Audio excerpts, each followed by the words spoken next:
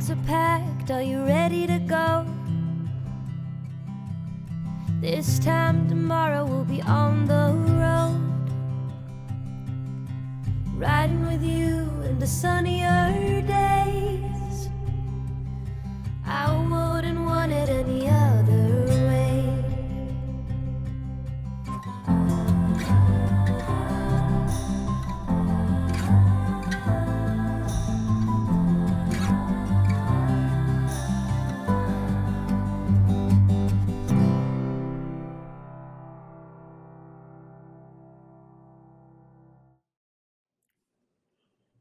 Hello, everyone. Welcome to Children of Éarte. We're so excited to have you with us. Today, as usual, we will send it over to Adam to talk about our sponsors.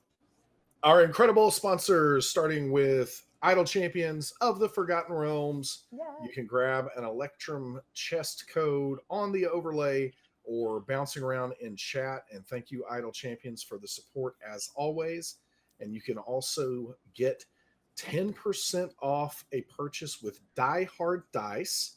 And so we're starting this alphabet thing that is, I'm going to say Marcus Riedner again here has supplied us with an incredible list, which is such a big help to me that I did not have to think about this all myself. So thanks again for that, Marcus. Really, I was going to say appreciate you were scraping the bottom of the dice tower. Yeah, that was definitely it. Definitely it. So Die Hard Dice has supplied us with these bravery bones that we are now rolling. So come back next week for, whatever's going to be C and then D. Oh, you know how the my. alphabet works. So we're gonna go through it here on this. I love What this was A list. again? A was Adventure- adventure adjudicators. Yes. Yeah. So, Yes. So they are. Bravery Bones, Die Hard Dice. You can get 10% off your order with the code Éarte. And we are also going to give away some gift cards in chat. So keep your eye out for that here tonight as well. It's like that game where you're like, I'm going to get apples. I got apples and bananas. I got apples, bananas, and cherries. That We're going is to have to it. play that game now. I haven't done that game in alliteration. years. Can't wait. All right. So, and then finally tonight you will hear the dulcet tones of Sirenscape because epic games need epic sound. I am Adam Bradford. I'm the CDO at Demiplane, and I am playing Silas Jordan. Woohoo! Following up on Silas, I'm Alicia Marie. You can find me on socials at Alicia Marie Body. I am a professional custom artist, designer, and improv role-playing performing artist. I like the way that sounds. And tonight, I love it. I do. I like the way it sounds. I keep saying it all the time. Anyway, tonight I am playing your deceptively strong, bird-loving, spider-hating attorney, Fairuza Armstrong. Hello, I am Jen Kretchmer. You can find me on Twitter and Instagram and the places as @DreamWisp. You can find me streaming on Twitch as DreamWispJen. I am the creator of the Accessibility in Gaming Resource Guide, which you can find in my pinned tweet. I am an author, a performer, a disability consultant. I do all the things. So yeah, come check out that stuff. And I am playing Maeve Morgan Flynn, your friendly neighborhood troublemaker. Hi, I'm Lauren Urban. I'm the content coordinator over at Idle Champions of the Forgotten Realms. You can find me on Twitter as Obo Lauren, where I talk about D&D and Idle Champions and music, and sometimes all three at the same time. And today I'm going to be playing Carolyn Stern, who hasn't yet figured out exactly how to do the flames all over her body. Super happy about having them. And hi, my name is Hope LaVelle. You can follow me on Twitter at the Hope LaVelle. I am a motion capture performer by day, and by night I like to play some D&D. And today I will be playing Miss Robin Beckett, who will always have fresh baked cookies when you're feeling blue. Oh, players, take advantage of good. that. Where are they? Because it's pretty blue right now. my. That's real magic right there. No kidding. True. Now she's got the oven mitts to properly. But yes, I am Deborah Ann Woll. I am your game master for this evening, and I just want to thank all the players for being here to play with me today, and all of you at home for tuning in. So let's get comfortable and settle in for the 10th episode, 10th chapter, as we are saying, of Children of Éarte. So we left off last time. You had explored the longhouse. You had attempted to save Fairuza's phone from some icky blob that came up out of the shaft. And you also broke the mine elevator, crashed it down to the bottom of the shaft. On your way back, having collected some cyanide salts, and having discovered a few more talents, particularly from Neb and Silas, a storm began to brew. A possible snowstorm just pulling in, and just as it was starting to get really heavy, you got all of your gear into the mouth of this cave and checked out, looking down the shaft to the bottom, where you believe there is a shard of glass that you are after. So you feel fairly safe in here. The snow does sort of, it finds its way a couple of feet into the mouth opening, but it's, as I said, it's a fairly small opening to this mine shaft. It's about 4 feet tall, only about 5-6 feet wide. So once you get in, very quickly, you can get past that line of snow. And it is definitely warmer in here. Your body heat pretty quickly begins to sort of fill this space. We should have slept in here last night. Well, is there any way that we can get a fire going without smoke problems? Oh, you don't need a fire in here. It's like really, really nice. Well, eventually we're going to want some light, right? And we might need more heat. I mean, you're comfy in your coats and things like that, but yeah, I mean, there's no external heat. This is just your body heat kind of keeping you going. But snow's a good insulator. Well, we also have, cell phones for the light. Oh, well, most of us have cell phones still. I do have another one, Silas. You have to rub it in. Okay. Use my Silas. I do have flashlights and even a lantern type thing here. Oh, well, we're prepared then. Well, I have a novelty ring actually in my pack that once you hit the button on the side, it like shines green light. But I don't know if that's going to do, the best job of the light, but it will do it. Right. I can do this trick and I will set my hand on fire. I don't know how long it lasts though. We move the cyanide to like the far away. So Silas, you do see Silas kind of like, starts moving. Where do we want this, by the way? The edge. I think the edge of the It's like right by the snow. And then he kind of like, I remember Anakin did it this way, and he just like kind of barely like, like he's dropping fruit. I'm not sure Anakin Skywalker is the person you want to emulate. Yeah. Well, I mean, for his telekinesis powers. powers, maybe. You just have to make sure you always have the high ground. Absolutely. More of an Obi-Wan here. Yes. Well, are we gonna get a sleep before we attempt to go down there? I could possibly sleep right now, but yeah. Should we do a watch, or are we all just gonna feel comfortable enough sleeping here, being, I mean, we don't know if anything's gonna come up through the mine shaft. Yeah, right. So this is where we are here. Yes. Okay. Also, Miss Robin, you were gonna give us all some instruction about how to actually do the spelunking thing. Maybe we can talk about that tonight, because I don't know anything about that. Well, I could talk your ear off about it, but I always find that once you have all the equipment in your hands, you'll learn better. So maybe we just. Oh, that sounds dangerous and pretty awesome. I mean, maybe we'll discover that somebody has the ability to fly. Okay. So, Robin, heck of a way to find out. if we're gonna sit down, I don't know if the consensus is that we're all gonna sit and take a rest, or we're gonna move forward. Are we resting? I think we're gonna just rest, just because we're tired. Probably about 3 p.m. in the afternoon, per normal world time. Alternate world confirmed. But May I check the outside- pocket watch to see what time it's reading? Oh, sure. Yeah, because you had wound those and set them. Yeah, we'll give you. Okay. It's like 3:05. Okay. You know, you're right there in the middle of the afternoon. Outside, though, it looks almost pitch black dark.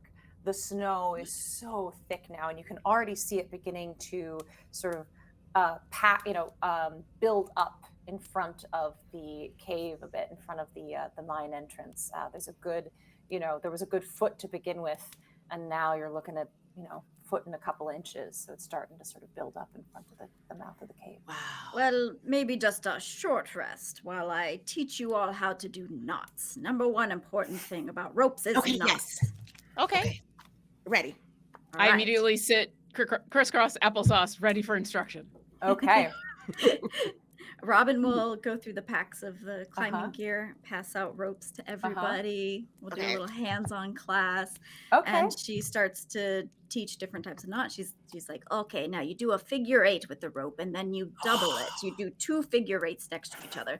You pull them taut, and she'll kind of go through that, and then she'll start teaching. Fantastic. She'll start teaching them about the different equipment. She's like, this is a belay device, okay? Very important. And then you've got your carabiners here, and you want to make sure Yes. that they're always locked tight, okay?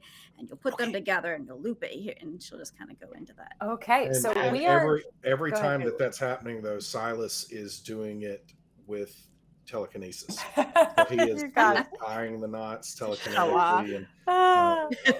uh, So we're going to say any of these related skills, because you all are spending a good 45 minutes, hour learning these from Robin and practicing getting hands-on. Robin, what is your wisdom modifier? Or your intelligence modifier, whichever's higher. +3. +3. We'll add a +3 to any checks that involve using this equipment for all of you. You have learned some rudimentary skill with this. Yeah. So like this. Does this look good? Like this knot? Yes, that looks perfect, Neb. Very good. You're a very rabbit good goes instructor. Out of the cave, goes around the tree, and back in the cave Yeah, again. yeah. Well, are you guys tired? Or I mean, it looks dark. I mean, it looks dark, pitch black out here. I don't know what else to do but sleep and eat. and now that the climbing course has commenced, we should do a course on crafting torches. Very Oh, good. Who wants to teach it? Well, I said I knew how to do that, like Okay. because of I'm the game for it. LARPing My thing. guild, and Great. I can't Yeah. wait to learn this skill. I don't know if we have all the stuff, but we're going to do the best that we can. And so then Silas starts to just say, first of all, you need a big stick, and then he starts just going through the whole thing of finding something that will maintain the fire. So probably different types of cloth that hopefully somebody has somewhere on the pack. And They've so got he's like socks, right? socks, rummaging through things.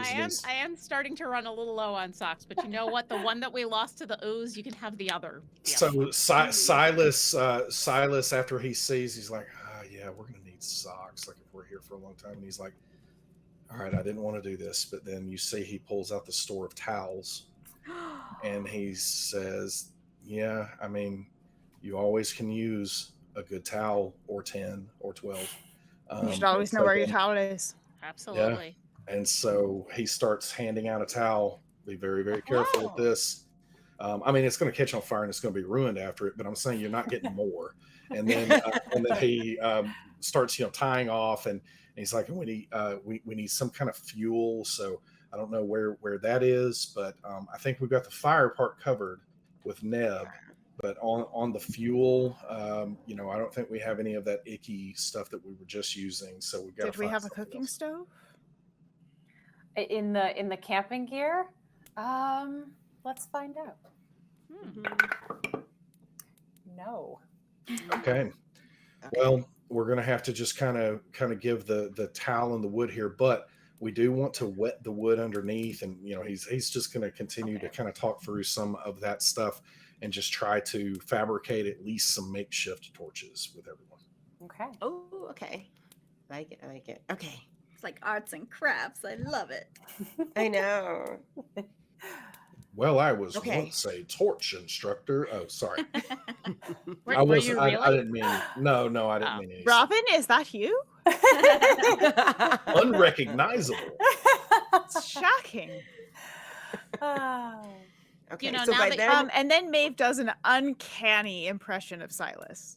Just his voice. Oh. Just Wait, What I do don't you think say? just unsettlingly say that. accurate. What do you say Um, as your impression? Actually, I want to do Silas doing Robin, Oh, God. talking about. Oh God, now I've set myself up. We can imagine. Well, I can do Robin. I can't do. I don't know if I can do Silas. Well, you can wrap your torch in basketball socks or shorts or No, hats. Keep away from the short. Well, actually, the shorts are kind of useless out here. I've determined, so we could possibly use the shorts if we run out of this towels. So We could torch the torch. We could torch the shorts. As you're talking and giggling at the jokes and learning, you have noticed it's quite echoey in here. You know, the sound sort of Yeah. bounces off, the walls quite easily. That's Once weird. everything starts to settle down, Maeve would like to take a look at the journal that we Mhm. picked up and the fairy tales. Sure. So the fairy tales are a sort of compilation book of oh shoot, what name did I give that person? We're gonna make one up. Doesn't matter. Elaine Newsom.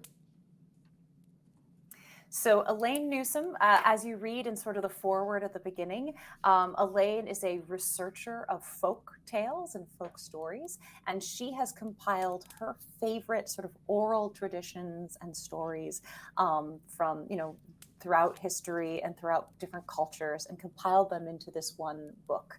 So this is Elaine Newsom's, favorite folk tales and fairy tales. The main thing that you've noticed going through, it's a very well-read, well-loved book. But the one story that seems the most dog-eared and the most sort of thumbed through, it's got, greasy fingerprints along the edges, is Hans Christian Andersen's The Snow Queen.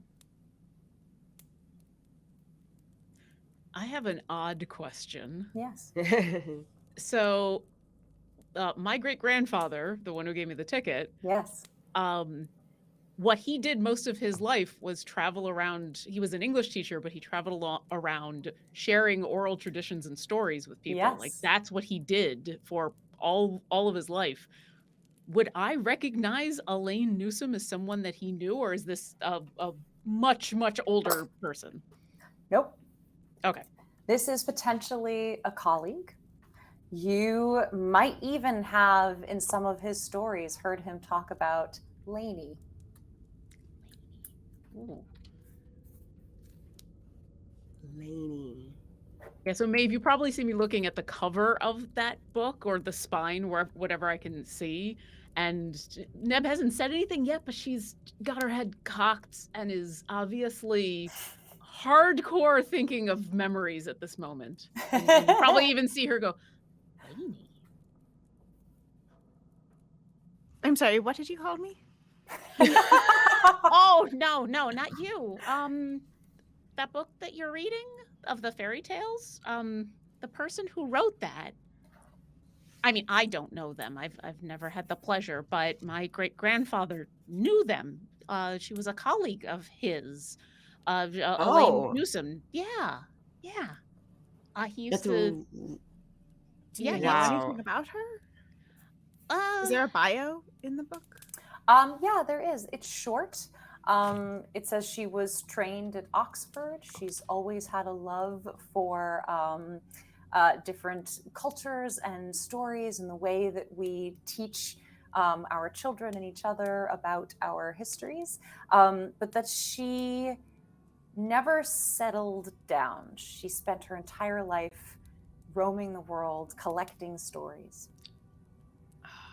That's why he knew her. That's a lot of what my great grandfather did. He focused more on the actual tradition of oral storytelling around the world and less about the stories themselves, although he was an amazing amazing storyteller, but he had a lot of respect for her.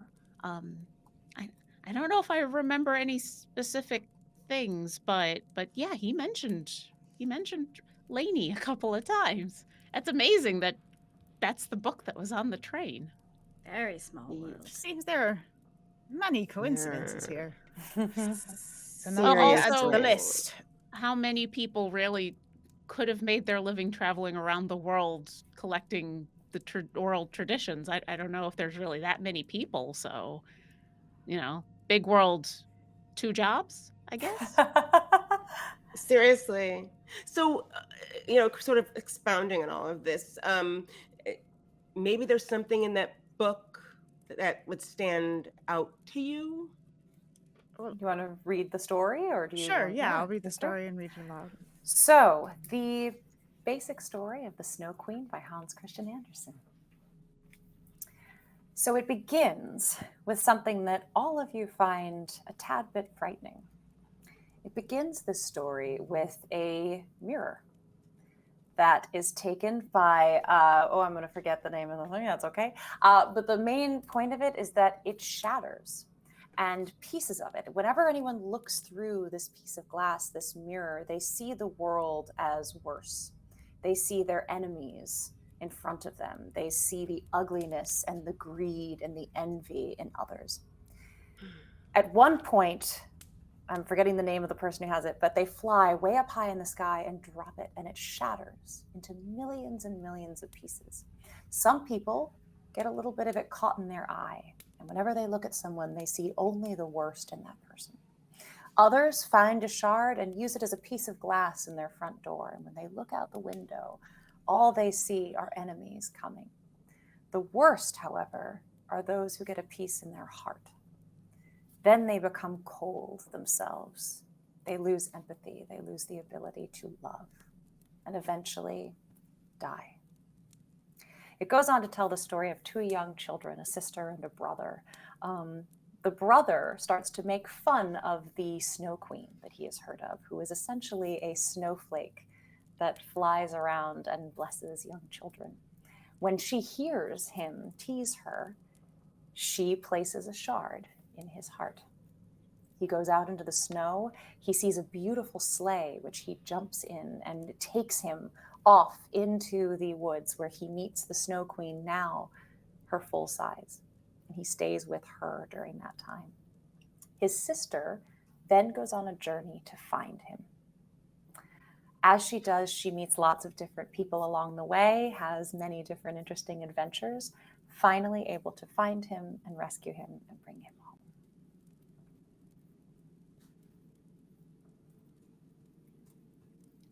Did your Thank you. grandfather ever tell you that story or anything, or any of the stories your grandfather may have told you? Would that have been one of the ones he had told me? Told you at some point. He may have. It's a lesser known story. It's a very, very odd one. It may be that he told you little bits of it throughout the time. She goes on, it's a long, long story. So she goes on these little adventures where she meets a woman in the flower garden who sort of keeps her there for a while. She walks with the talking animals and things like that. There's a whole, but meets a prince and a princess, or a king and a queen, and again, we'll have to go back. I wasn't expecting you to read Throwing it a today. link into our Thank you. There chat you go. of the full story. There you Yeah. go. So you can have it. Perhaps we'll see if we can get it on the Children of Nature website as well, since I believe it's probably published. I want to read it now. But yeah, it's a really lovely, beautiful story. That was my Cliff Notes remembering, because I didn't know if you'd look at it today. So that's essentially the main bullet points of that story. But as they begin to talk about this mirror with shattered bits, there is little hairs that raise up on the back of your neck, considering you yourselves are somewhat interested in shards of mirrors. Question: are the names in the story? We see the names in the story. You see the right? names, yes. I know his name is Kay. I don't remember what Her name is Gerda. Gerda, that's right. Which we happen to know a Gertie. Is that? It couldn't be. It couldn't be. I'm beginning to not think anything is a coincidence anymore. There can only be so many coincidences. It's possible some of them are, but at this point, there are so many that it's worth considering them all as part of the story, essentially. Just a quick pause. Who's Gertie? Are you thinking of Gertie- Augie? No, wasn't there? Didn't we meet a Gertie on the? Am I? You may misremembering? very well, and I might have forgotten. I Uh, thought we met a Gertie. I've got an Oh, Augie and a I'm thinking of- Gloria. I'm and Gloria. Okay, Okay. good. I just want to backtrack My on that. mistake. No worries, that I Sorry. made a mistake. It's like, That was a Jen brain. It was an excellent brain. I wish I thought of it myself. No, Gerda is the name of the girl in the story, and yes, no, you have not met anyone whose names match any of these yet. No. Okay. I'm more concerned about, does anybody have some in their heart or their eye? Like, y'all got any mirror in you anywhere? I hope not. Have any of Yeah. us changed our perspective on the world since we got here? Well, toward I don't know. I believe the in worst magic of now. people. Honestly, I look at all of you and I do not see badness in any of you, so nothing here. Oh, that's really nice of you to That's say, Miss true. Robin. I agree. I mean, I wouldn't want to go on this adventure if I saw bad things in any of you. Yeah, if I was like a mustache twirler, though, like I feel like, I would act like I didn't have any mirror in my heart. And then, like, at the most inopportune time, I would be like, haha, mirror in my heart. And But you aren't aware of it, are you? It just sort of corrupts you without your knowing yeah, it. I don't know. I mean, that's the true cruelty of it, is that you don't realize how it's polluting your mind, how it's changing your perception of the world. All right. Well, if All you're anybody seeing ever is- thinks that I have mirror in my heart or something, little shards of mirror, just like, smack me around or something, like shake me back to, like, pull it out. Like, I don't know, do we have tweezers? Yes. in Yes, I any of do. the Magic gear? heart tweezers. Yeah, I mean, the main emotional thrust of the story is that between Gerda and Kay, they were close as can be. They loved each other. They were very, very close. And then this happened to him, and he changed on a dime. Suddenly, he was cruel to her. And Now, she the didn't changing on a dime understand. sounds like something we have heard about, right? Hmm? Julian changed completely. Suddenly changed all of his holdings. He sold all of his things. He ran off with What his if one of wife. the pieces is in True. his heart? That's a very good I mean, how connection, Dave. literally are we taking this story? Is it a I don't metaphor? Is know. it? I mean, like, I maybe just it's- moved a jar around for, almost a mile that we walked, or however long that was. It felt like a mile. With my mind, Neb just brings fire out of her hands now. Fairuza sees meese out in the wild. Like, we're doing really, really strange things now. So maybe the story's real. Those kind of stories, if I understand it correctly, Mhm. they were both allegories and instructional. They were literally don't go in the woods because the woods are scary, but then also they had that subtext of other things going on. So it could be both. It just seems. Certainly, when the story was written, this train was not operational. This mirror didn't exist. And our mirror seems to be different because, assumably, when we collect these shards, we're doing a good thing. This is supposed to That's what free we someone. think. That's what we think. That's what we think.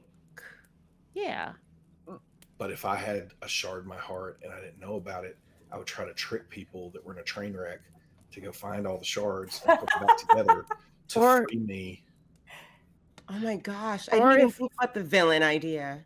If that's what I'm concerned about a bit, is what if they were able to trap the queen in the mirror and she's trying to trick us into releasing her again? Well, I mean, did the story say the queen was that bad? Was she evil? Or was she just... Remember? Misunderstood.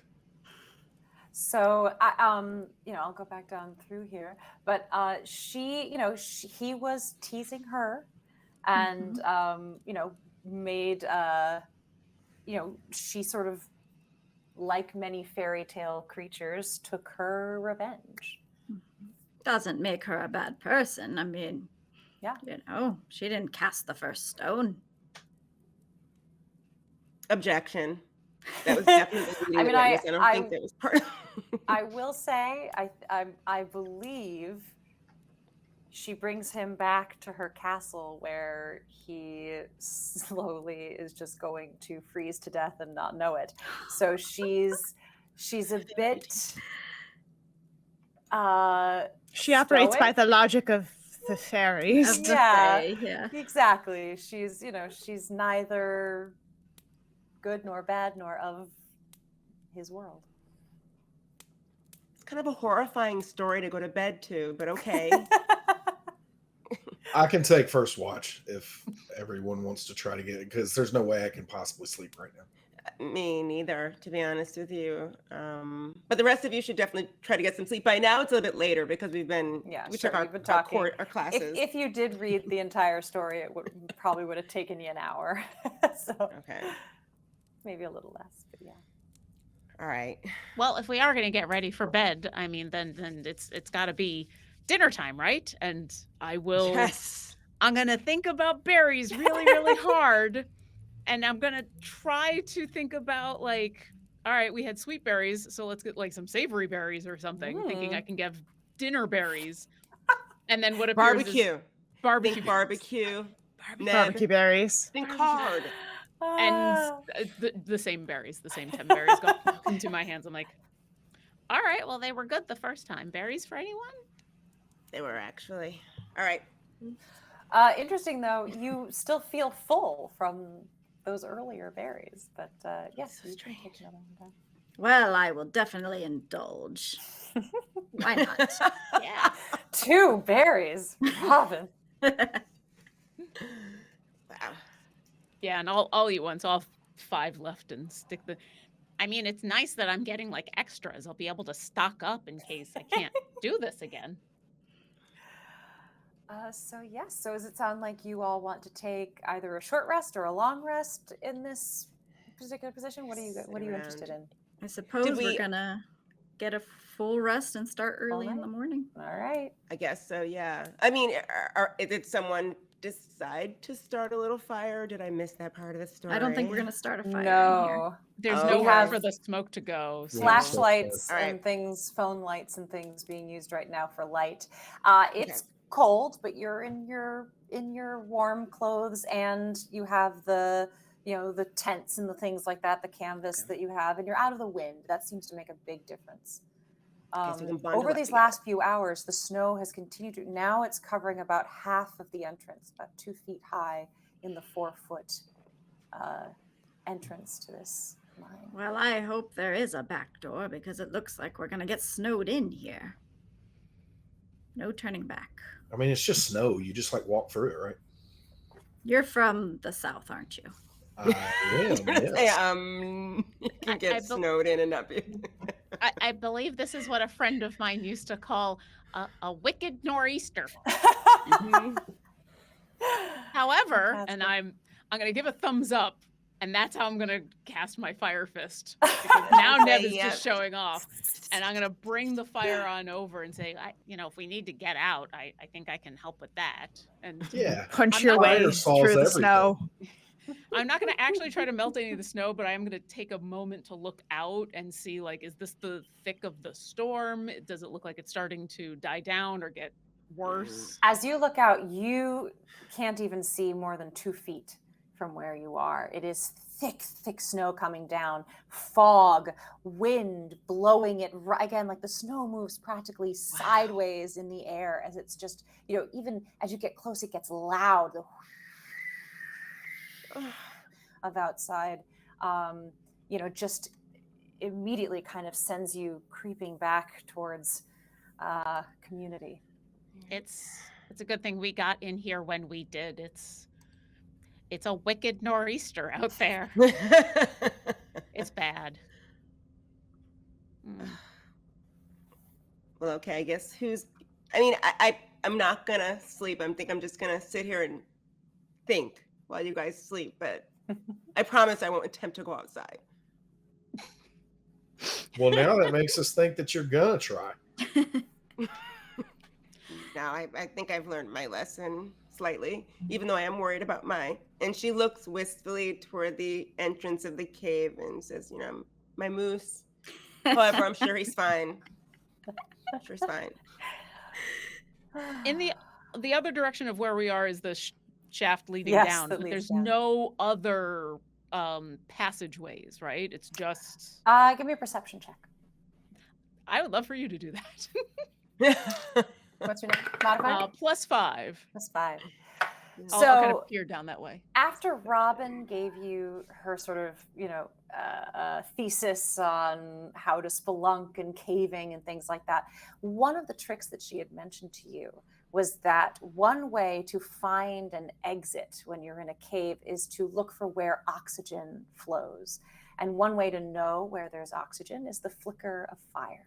So as you hold your fiery thumbs up around the edge, looking to see if it flickers at all, as if there is oxygen being pulled in any other direction. As you do, you get the feeling that every time you cross near that shaft, all of the oxygen is just being sucked down into that gaping hole. Okay. There's your back door, Robin. Yeah. All right. So if you're going to take your full sleep, we'll need 3 watches. I don't know who would like to go first, second, or third. I think Silas was going to go first. Silas is going to go first. I'll go second. Silas, Fairuza, and who would like to go third? Do you want to join me on third? Yeah. Okay. Yeah, so I'll go on third. Neb and Maeve will do the third. Okay. And we all know that Robin's an early riser, so she's going to sleep the whole time. Robin's like, I'm sleeping the whole time. I mean, I got a chance to sleep the whole time last night, so it's only fair that I do something this time. Okay. So yeah, curling up. It's not as warm as last night with the nice, crackling fire, but your clothes are doing a pretty good job. The insulation of the snow is doing a pretty good job. And you curl up in the dark. Silas, what would you like to do for light? At this point, you see that Silas has kind of turned his phone off in order to try to save, the little bit of battery. That no sunlight in here. Yeah, no sunlight or anything. And so, charger. Yeah, with that, Silas actually is pretty comfortable in the dark. Okay. And so, for the most part, he is, he can, probably just barely see, some of the snow I'm sure is reflecting a little bit. And he's just continuing to almost like meditate and act like, because he has this new thing that he thinks he can do. And so he is trying to like figure it out and try to harness it in some way. And of course, he's not making a ton of progress, but he thinks that maybe he is. And so he's doing this. And if anybody happened to like roll over and see something, you see him in these just ridiculous, almost like, yoga. And he's doing that kind of thing, but he is doing it in relative darkness. And he's not, he's listening more than anything else. Okay. And he's trying to keep his voice down because he's talking to himself the entire time. Okay. So under his breath, talking to himself. Oh, I think maybe Jen, you might be muted. Yes, I am. There we go. Do you want my camping lantern or not? Silas is not going to ask for it. So like, unless somebody else says, hey, we need some light in here, Silas is going to continue in the darkness. Cool. Okay. So yeah, Silas, under your breath, talking to yourself. It's really, really dark in here. There's not, the storm is blocking out any of the moonlight, but your eyes adjust just enough to just see the little reflection of the snow. Anything in here that's metal or your pants that's reflective. Again, just the little, you could only tell just where those things are, but you find yourself a space where you could spin around, your arms outstretched and not kick anybody or anything, and sort of continue your practice for the next few hours, trying to harness what this energy is, learn it, get a little bit more attuned with it. And I think probably you do make some progress in better understanding, what movements are helpful, what thoughts are helpful. And very importantly, how much energy Yes. it takes to sustain it for different periods of time, Yes. etc. It's enough time to know exactly that, how long you can sustain it. Yep. All right. Okay. 4 hours pass. You go over to Fairuza and gently wake her. Or well, wake her how you would please. Yeah.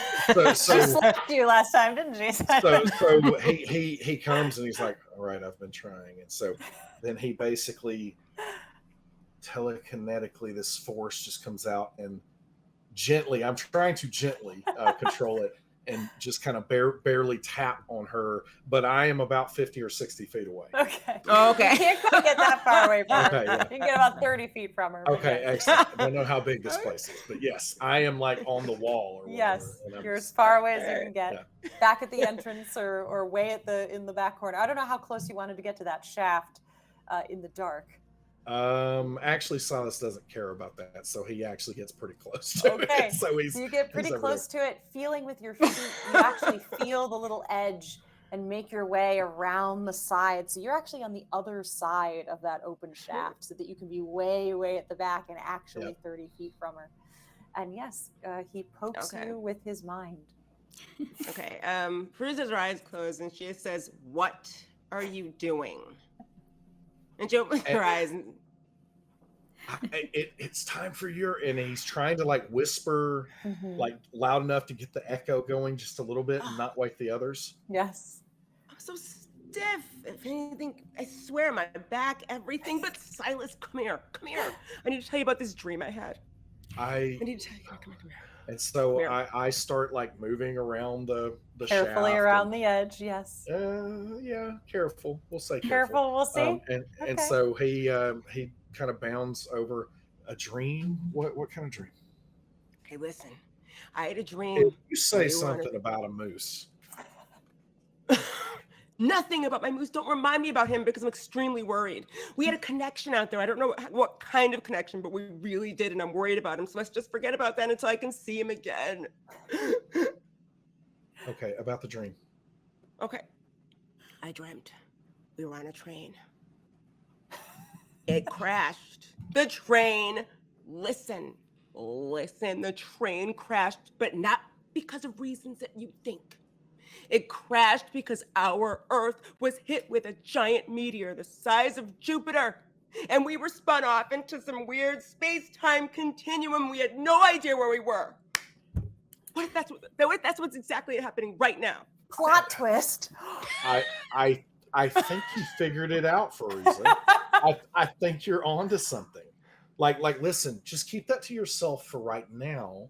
But when everyone wakes up tomorrow, tell everyone about it because I think that you figured it out. I think I'm just gonna take some mental notes here, because things are not lining up how I'm used to things lining up, and I'm used to things lining up. Yeah, I would say that if you're really used to order and a normal routine, that the last 4 days or so have really kind of thrown that a little bit of a wrench into that routine for sure. Yeah. I feel like things are unraveling. And I'm like I was gonna- saying, Go ahead.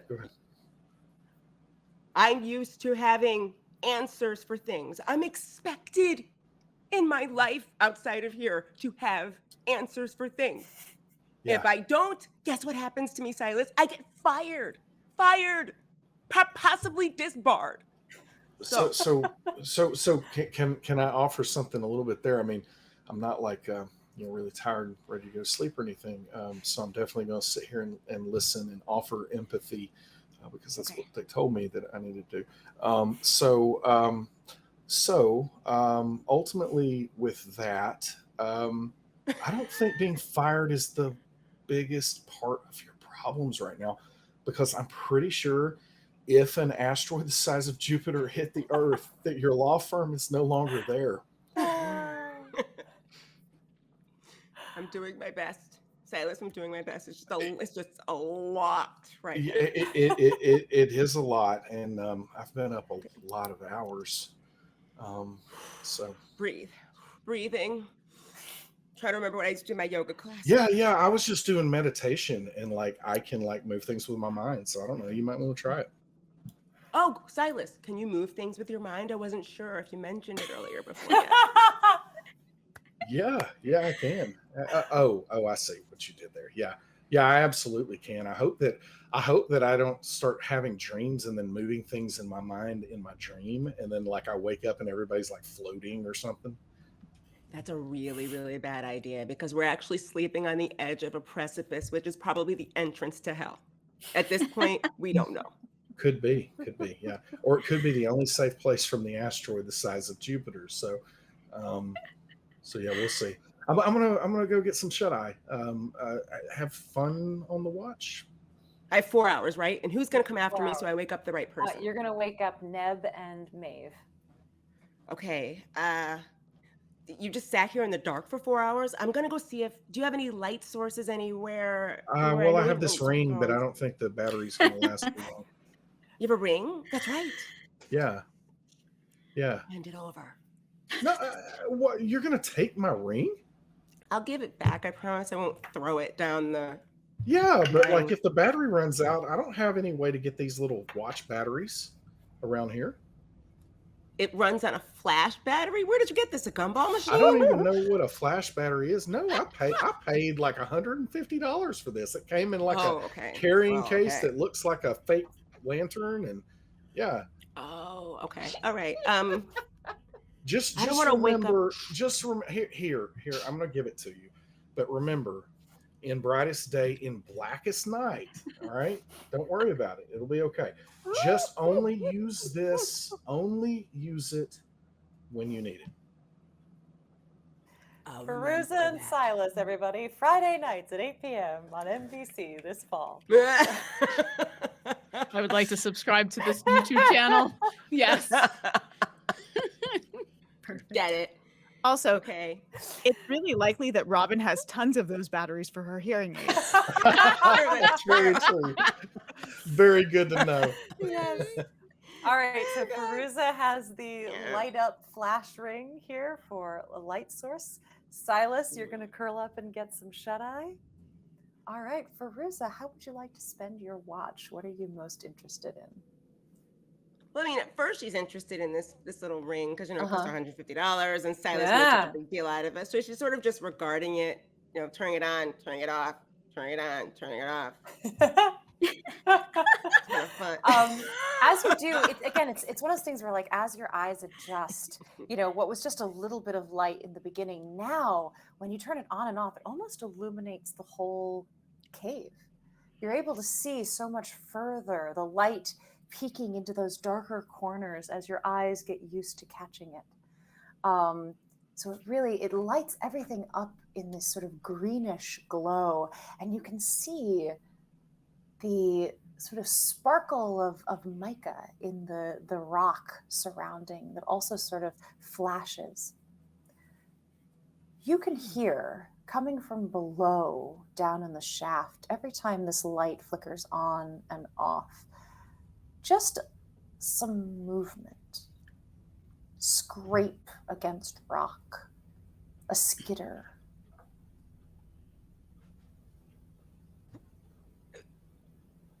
She wants to scream, "Hello, is anyone there?" But she doesn't want to wake up everyone. So she's sort of like gonna stand up slowly and with the light of her hand, not walk to the edge of the mine, but just walk a little bit closer to it, using the light and looking around. So your hand outstretched in front of you, the green almost casting everything like night vision goggles around you. Yeah. As you sort of take a step forward, one slow step at a time, closer towards the shaft. Do you get close enough to peer over and look down? Well, first she's going to stop and consider this, because remember, she was one of the 2 circus clowns that went to the opening of the mine in the beginning. So she's more like careful now. She's way more careful now. Yes. And she's sort of going to listen. Do I hear the scraping again as I'm closer? Let's do a perception check, please. Okay. 12. 12. You try to sort of still yourself and get very quiet so you can listen, but the of your own heartbeat in your ears seems overpowering. You're having trouble discerning any other sound in this space. Shoot. So then she's going to pick her hand up and start turning the ring on and off again. You turn it off Turn it on. and turn turn it it off, on. Turn it off turn it back and on. turn it on. Turn it off. Turn it back on. Again, a little bit of a squeak, more skittering, scratching along the stone.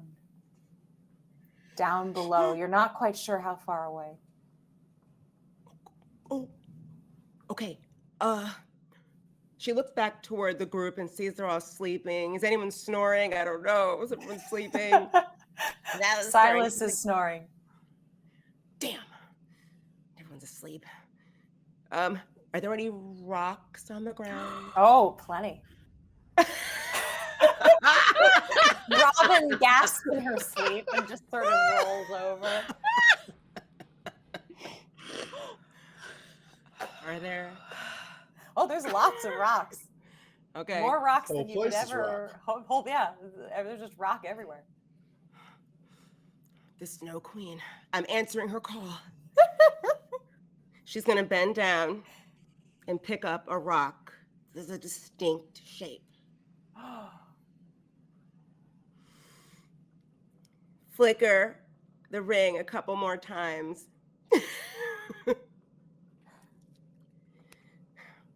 Sometimes the answers lie within. I think that's what Maeve said to me once. Or was it Robin? Maybe it was Ned. No, it was Silas. No one said that to me.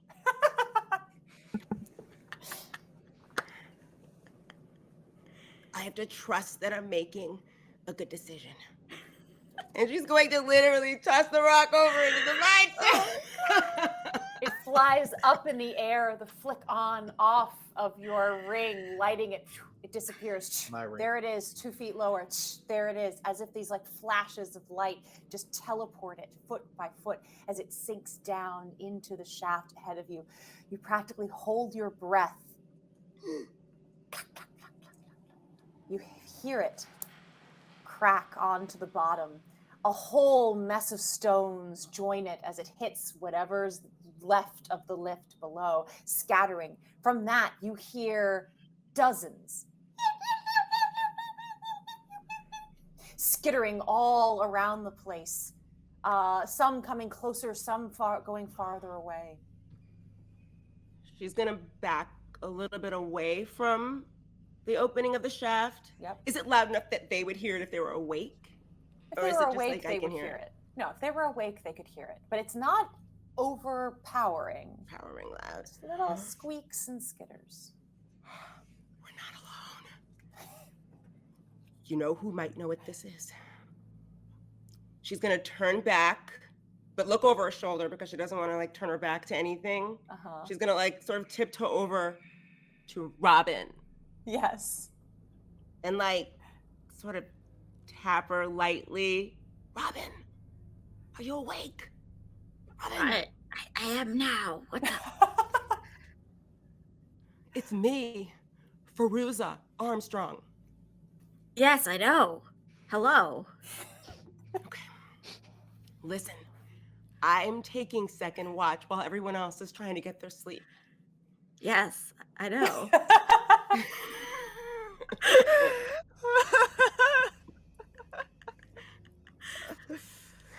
I took Silas's little ring. Okay. It lights up and it's a well, okay, let me fast forward. When I started playing with it, I heard noises coming from inside the shaft. Okay. Yes, I'm with you. Okay, so I decided that the next logical decision to make would be to throw something into the shaft. Really? That's where your mind went? Yes, Maeve told me to do that. She did. Really? Mhm, Aha. she did. All right, She and told then me what to. happened? What Maeve's happened? face twitches as she's in her sleep. Are you kidding me? He rolls over, mumbling. So we'll blame everything on Maeve later. All right, so tell me, what happened when you threw the rock? When I threw the rock, it almost like teleported, like disappeared with a bunch of little sparkly things, right? Because I thought I was feeling the story, the Snow Queen story, and things were dropping from the sky, and I was thinking this was her way of telling us something. I don't know what, but she was telling us something. The rock hit the bottom, and I heard a bunch of skittering noises and scratches and things hitting the walls. There's things down there making noise. Now. Okay. All right, let's breathe and think about this logically. We're in a mine, which is basically a cave. What is in caves? Well, besides little cave crickets, we'll have bats. Besides crickets. Cave, Bats in here? Cave crickets specifically. specifically cave crickets. They're a thing. They are now, They definitely are. Neb rolls along over. with snow snakes. I wonder if I could talk to crickets. Just need to keep a running list of Snow creatures we snakes, invent. cave crickets. I'm writing it all down. animals from now on need to be predetermined by their environment. So Yard dogs. yes, Yes, I wouldn't worry. It sounds like it's just bats. cave bats. Oh, okay. Cave No worry, bats. just bats. I'm like, really? So bats would be down in a cave, skittering and making noises when I someone mean- throws a rock at them. Yes. That sounds completely yes. Yes.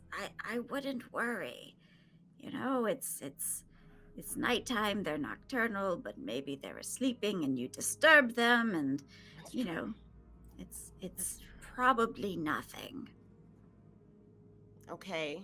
You don't think whatever's down there wants to come up and say hi? I think if they did, they would have done it by now. It's not like we've been quiet. That's true. Yes. Fairuza just sort of looks back at the opening again. Should I do it again or no? Leave sleeping dogs lie. Yes. I That's Leave yeah. it. Just Okay. leave it. Yes. And don't worry. The only thing we really need to worry about is that ooze that we know is down there. The ooze we lost track of. Profession. The ooze got a moped. Okay. Okay. Swanky ooze. Oh yeah, All right. I'm sorry ooze for is waking living you its up. best life. It's an Italian brand ooze. It's an ooze. Can that be the name of the Ba-dum. episode? It's I a did ooze. say Icky Icor maybe is Well, that was last Icky episode. is the last We one. did this Yeah. one, yeah. Sorry. Well, I'm Oh, glad God. you woke me up because Why? I would be very upset if you spent your entire watch being paranoid. It's not healthy for you. True. Let me tell you what this through my head. Let me tell you this Oh. through my head. And Yes. she proceeds to tell Rabbit about the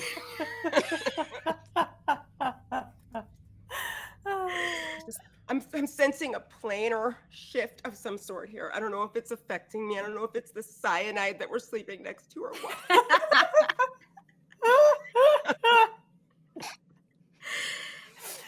Don't worry, it's in Tupperware. The most stable Seriously, container Yeah. known to Yeah, humankind. man. You know what? That's just going to be around long after we've all killed ourselves off this planet. True. We'll still be Tupperware and no more human beings. No at lies Fairuza, detected. Yeah. I once took a dream interpretation class. And you know what I learned is if I were to take your dream, it really boils down to you feel that you have lost all control over your life. Because a giant meteor hitting the earth, I mean, no one can control that. That is a symbolism as far as it can go about not being able to control things. And this whole being in a different plane, I mean, obviously, it's where we are. So I wouldn't worry too much and just accept where we are and what is happening, and accept that we will make it back home eventually, but we have this quest, as Silas would say, to get through first. And once we can get...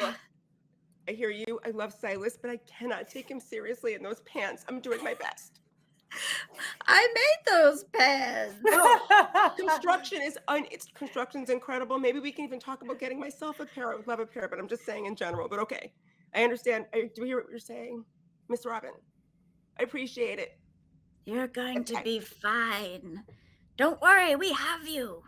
And you have us. And we're not going anywhere. That's right. I'm drawing on the inner strength that I know that I have. That's right. You are strong, Fairuza, both inside and out. Believe in yourself. That's right. It's gotten me this far. Yes. It'll get me out of here or wherever we are. That's right. Okay. I mean, we have... How much longer do we have for her to sleep? I'll let you go back to sleep and enjoy. I hope you have sweet dreams and stuff and all that. I won't wake you up again, and I won't throw anything. Good. I'll leave it alone. Okay. Okay. I shall go back to sleep. That was such a great pep talk, but it could have been done without the ring on. Oh, Silas, did we wake you up? Well, of course you did. I mean, it's okay. All right. Good night, everyone. You can go back to sleep. I'll continue my watch. So And Fairuza's literally just going to sit. She's literally just going to cross-legged sit down in the dark in the mine, and she's going to turn the light off.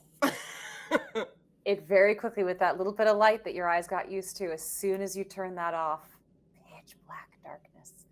Again, like Silas, once your eyes adjust, you get just the tiniest little bit of what's maybe coming in from, through the translucency of the storm. But you sit there, and every once in a while, you can hear a stone, a pebble roll from down below, the little scratch of a rock, little squeak of something moving around down there, the drip of drops as they fall from the stalactites on the ceiling down below. But your time passes. You check the pocket watch that is now, and your watch perhaps, that is all synced up, and it is time to conclude your watch. Fairuza's literally, she hasn't even blinked in the past, how many hours. She's literally sitting there like this, her eyes are like saucers. Yes. She's just gonna look at the watch, stand up, tiptoe over to Maeve. Are they sleeping next to each other? Yeah, we're probably... Sure. Yeah. Okay. Everyone's pretty close, yeah. Okay, she's just gonna tiptoe over and blow on your hair to wake you up, because it's what her mother used to do when she was a kid, so she don't wake up startled like that. So she's blowing on their hair to wake them up a little bit. Oh. You guys, it's time for your watch. It's me. I didn't do it. Okay. Okay, it's time for your watch. Okay. I want to give you a little bit of advice for your watch. Okay. Here is the ring. A ring? It's We have a Silas's watch ring. ring? Oh, It's okay. Silas's precious. It's a flashlight ring. Why didn't you just use the lantern? Lantern? I have a lantern. You do? Wait, I knew Yes. that. I'm sorry. I had a nightmare. I'll tell you about it later. I had a nightmare, I'm sorry. and I'm having jumbled memories, and I seem to have forgotten you have legitimate source of light over there, Maeve. I'm sorry. I should have just read your book. I can just go During get my it watch. here and we can just turn it on. It'll be fine. Oh, you That's might as well perfect. save the batteries. I can. That's true. Oh, take it back. I mean, do you want to just sit there with that the whole time?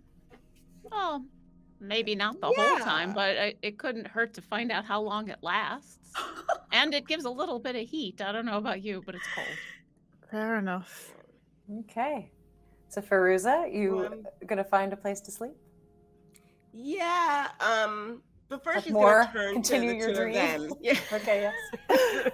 Yes. And say, there may or may not be bats in the cave. That's all I'm gonna say. Have a I wonderful look up watch. at the ceiling. I mean, that There are makes no sense. bats It's a cave. in this particular space, no. Problem solved. All right. All right. She's gonna go over, like, Thanks for the near warning, though. Robin. Dear Like, Robin, yes. lay next to Robin like this, and then try to just fall asleep as best as you can. I'll look Alright. over at Maeve. Did she seem spooked? Odd? Yes. I mean, we've only known each other a couple of days, so I wouldn't want to call someone odd, but she definitely looked. No, she's certainly being odd. I mean, maybe she's scared of bats? I don't know. It's possible. Are we sure that that's what's down there? It makes sense there'd be bats there. There are probably other things too, but we can worry about that when we're not half asleep. And so the ring summons them? Is it a magical ring? I don't understand the point of the ring. I don't either, but that's okay. I mean, she has it now. Maybe it'll help give her some comfort. I don't know. I mean, this gives me comfort, and I light up my Oh, hand again. Yes. For Oh, early. sorry.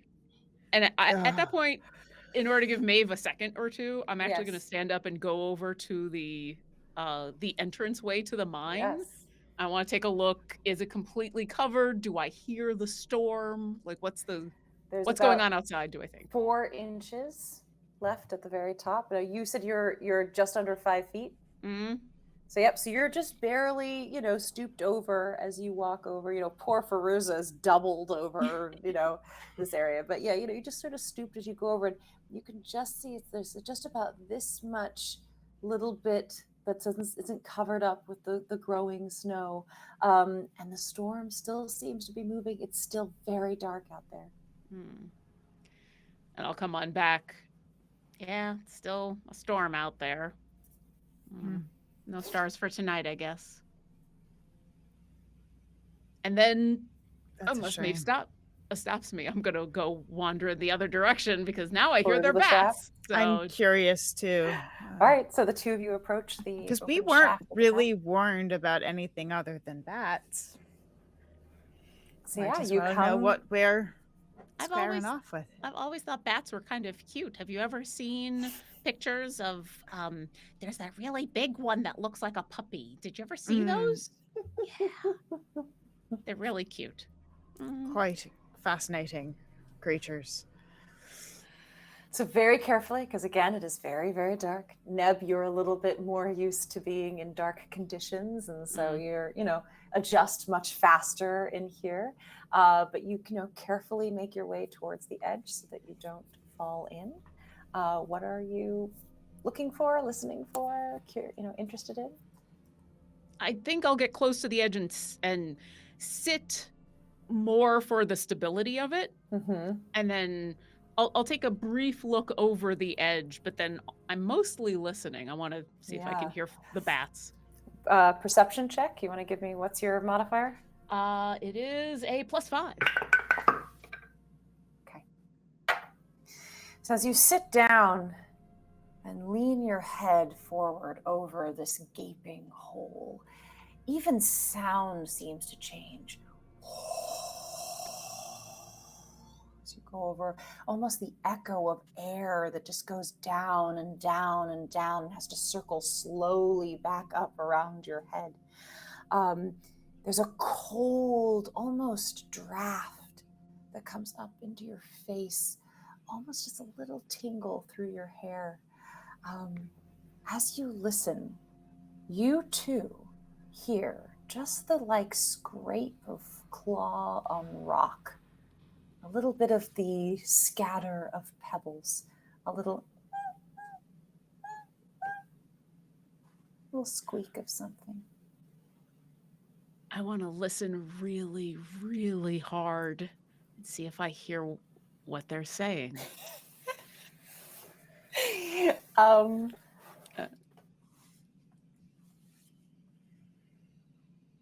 As you listen to these little squeaks, you start to just get the feeling of something saying, "Who's here?" Oh, no, they're so cute. Oh, no. I look over at Maeve, and that's the face. That's As you continue to listen, I don't know. They're not supposed to be here yet.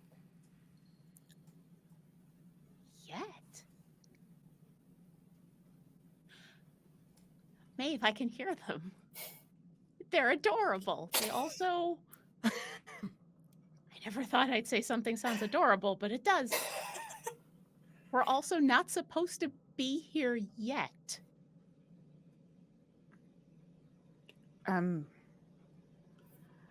According to whom? Well, I'm assuming they're bats, but I don't know. But I'm listening to what they're saying. They don't think we're supposed to be here yet. Well, who told them that? I could ask, but it might involve me talking very loudly. I don't know if we want to do that yet. All right. I mean, unless we should probably wake the others if I'm going to do that, or I could just keep. Wow, I just thought that I felt. You start to hear more voices, all of them sort of over on top of each other. They all seem to be sort of, "Nicholas, have you seen Christine? Christine, where's Nicholas?" They have I'll go up names? first. No, you go up first. I don't want to go up first. You should go third. I think Nicholas and Christine are coming up. I think we're about to get visitors. Where's Nicholas? Nicholas, should we wake the others? Do you want to have a conversation first? Well, I'm starting to feel a little bad that I'm listening in on someone else's conversation and participating. And they have human names. I mean, they've got names. Who's to say if Fair. I mean, yeah. So just to be clear, you're not hearing that? That I'm not just accidentally hearing other people down there. I'm No, hearing You scratching hear against. squeaks and scratches. Squeaks and scratches. Can I tell how far away Nicholas is? Perception check, please. Sure. That's a Goodness. dirty 20. I just did it. You believe this is probably down about 20 feet. Oh, there's Nicholas. Go say hi. Okay, that's it. I'm on my stomach. My head looking over the edge. I've put out the light. I smile over at Maeve, and then I'm going to very quietly, knowing that it's going to echo a little bit, say, "Hello?" I'm going to go Nicholas? ahead and start waking the others. Okay. And Oh God. Is there? Are you casting any light? You're just I've turned off You've the turned light because off the light. Neb is under the assumption she's talking to bats. Okay. So So you've turned off the light. on the assumption that they're bats and they're probably not going to want to come near the light or fire. Gotcha. So you lean over the edge again, this like draft of cold air across your face, and you go, hello? And what sounds to you like 1,000 voices say, hello, hello, hello, hello, hello, hi, hey there, hello. Oh, they're so friendly. Hi. Lots of scatterings, again, claws on stone, pebbles moving. So if there's pebbles moving, that means they're on the ground, not the ceiling. Well, I think they crawl around too, right? Like they don't just fly everywhere. They normally stay on the ceiling. Well, they're really friendly. I don't know if you want to wake the others, but I certainly do. okay. If the things you're saying are what's happening. Yeah. Make sure you Ned tell is them they're making adorable. either Tell them friends they're or many, adorable. many, many, many new enemies. We're not sure which yet. And I will probably accidentally a little too loud as she Yes. is saying that, look back and say, I don't think enemies would say hello, right? And then I'll back over the edge a little Yes. bit louder. Hi, I hope we didn't disturb you. Again, lots of little whispers back and forth. You tell her. No, you should tell her. Then Nicholas is the one that tells them. I'd be happy to talk to Nicholas or anybody, sure. Coming into your view, the little bit of light that you can see, something is crawling up the side of the shaft directly below your head. As it comes closer, you see a tiny little pink nose, whiskers sticking out from the side, dark little black eyes, and gray-brown fur, as the fattest rat you have ever seen in your life claws its way up the side, its eyes on you. As it looks at you, it says, hello, I'm Nicholas. Hi, I'm Neb. It's very nice to meet you. Well, hello, Neb. Uh, You're early. I didn't know we had a time frame. You're expecting me? Us? Oh, yes. Why? Come down, we'll tell you all about it. Well, we're gonna come down in a little bit. My friends are still sleeping, and I You need- have friends. I have friends as well. Yeah, I heard them all. They're the ones that let me know that your name was Nicholas, so... Hello. Are you talking to Nicholas? Yes! Oh, good. Oh, spectacular. You're very adorable. Thank you. I look directly at Nicholas, too, and you are, too. I know it. I like a rat that has a good amount of self-confidence. You That's see really good. the sides even of his little rat face, almost like there's a little smile. He climbs up closer, and now you're almost nose to nose. I'll pull back, not in fear, but like in, oh, you're coming up, let me give you some room, so that he's not having to be on the side. He climbs up and sits himself at the edge, up on his sort of hindquarters, and this is a big, fat rat. As he sort of sits and looks all the way around his little pink nose. I feel like I'm back in a subway station. There's 5 of you. 5, yes. Yeah. And I'll look back, and I'm assuming at this point, Maeve, you've probably started waking people up. Oh, yeah. I've been doing that since you started telling me that they were all responding to things. 5. Spectacular. Just like simultaneous. Says Nicholas. He says, spectacular. And he looks down and he says, 5. Spectacular. 5 more. Yes. So, who told you we were coming? Oh, we know. We know when they're coming. Yes. Okay. And is it just anyone you're waiting for, or is it us? He sort of shakes his shoulders a little bit. They always come, but we're happy it's you. But you're early. We're not ready yet. Oh. What are you getting ready for? Come down. We will Well, show you. I mean, You'll meet Christine. I would love to meet all of you, but it's going to take a little bit because I can't crawl on the wall the same way you can. I need to. Robin has to show me how to do the whole belay thing. Ah, yes. Fantastic. They always use the ropes. How many other people have been here? Lots. Every few years, we have them come. Celebration time. You throw a party in a mine? I mean, I guess you live in a mine. That was He probably giggles a little insensitive. bit down below. You all just hear the chittering of rats. Party, party, party. Party time. What do you do to party?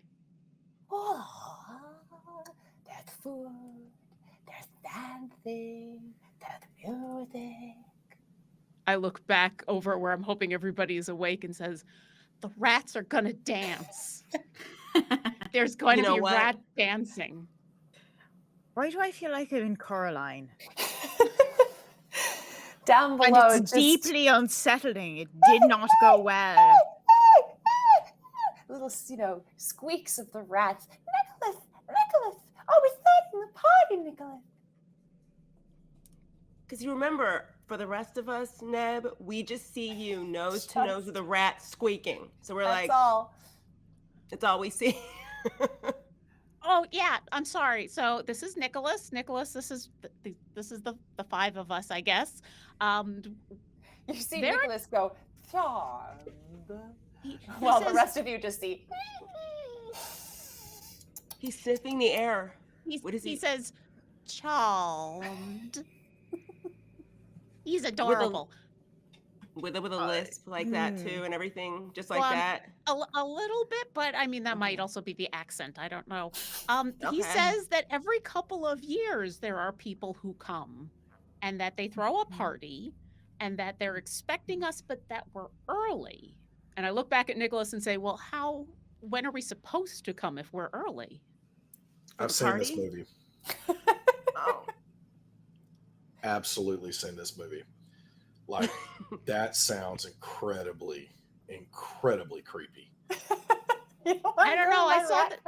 I saw this animated movie a very long time ago. That's this old movie, and where there's just a bunch of rats and mice, and they're doing awesome things. And I think, and I look back at Nicholas. Weren't you in that movie? Did someone make a movie about you? He goes, no, that was my cousin, Faifu. Oh no, that's the other one. This one was about a whole bunch of. Well, maybe I won't go into that. Okay, I'm sorry. You just So you said we're early. How Wait, early are you we? talking about the movie where the mice and rats are manipulating humans into doing like crime and terrible things? No, what no. movie is that? No, the one in where the You're rats thinking and of Secret of Nim. that's Yeah, the there one. you go. Yeah, Oh. yeah. Nicodemus and friends. Yeah. That's the of course, one. that's great, Fievel. but it never works Fievel. out But like but that. I can't understand anything she's saying, so I have no idea that we're discussing film content with and rats. a large rat named Nicholas. Yeah. You say that, and what you probably hear is squeak, Specifically squeak, Nicholas. squeak, squeak. Yeah. Rats of Nim, squeak, squeak, squeak, squeak. How early are we? Fascinating. I love to hear that there's culture being made about the rats. I mean, I liked the movie a lot. Ah, How early are we? not too. We're just not ready yet. Okay, do you need us to wait? Can we help? No, you should come now. As I said, All the rats down below. Yes, oh, please come now. We will have the party. well, we'll come as soon as we can. As I said, everybody's got to sleep, and then we got to get ropes and things. Hey, as long as we're talking, have you seen a big mirror shard anywhere down there? Yes, of course you're here for the shard. I can't do my list very well here. Yes, you're here for the shard. Of course you are. We will show you where it is. Yes, of course. Oh, that'd be amazing. Wait, and I'll turn back to everybody else. They're going to show us where the mirror shard is. They know where it is. And then I'll turn back no, to... you can't trust a strange rat, Ned. I'm with Silas here. This is very suspicious. Why would a rat lie to me? That's the biggest Why rat would I've a ever rat seen. throw a party for us? Why? It's true. I will turn back to Nicodemus. So, What Is sort the- of party is it? that's a good What question. sort of What's celebration? besides the dancing and the food and everything? What kind of party is it?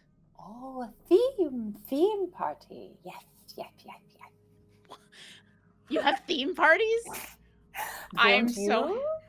I mean, we do, but it's been a while since I've been to one. I'm not very good at dressing up. What kind of theme is it?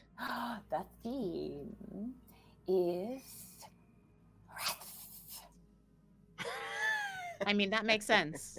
I look back at everybody. The theme is rats. I mean, What? that's what. A that's what- wildly creative and Are vastly they- outrageous. Are they going to eat us? Yeah, are they carnivorous rats? Maybe I- ask that question. No, I feel like that would be rude, but If somebody on a asked me if second. I eat meat, I'd be like, yeah. I will turn back to Nicodemus and look embarrassed and say, so I'm the only one at the moment who can talk to you, and my Yes, this is friends, very unusual. Yes. I'm just learning how to do it myself. So my friends, I guess I'm not doing a very good job of translating because they're a little more concerned. They want me to ask if you plan on harming us in any way.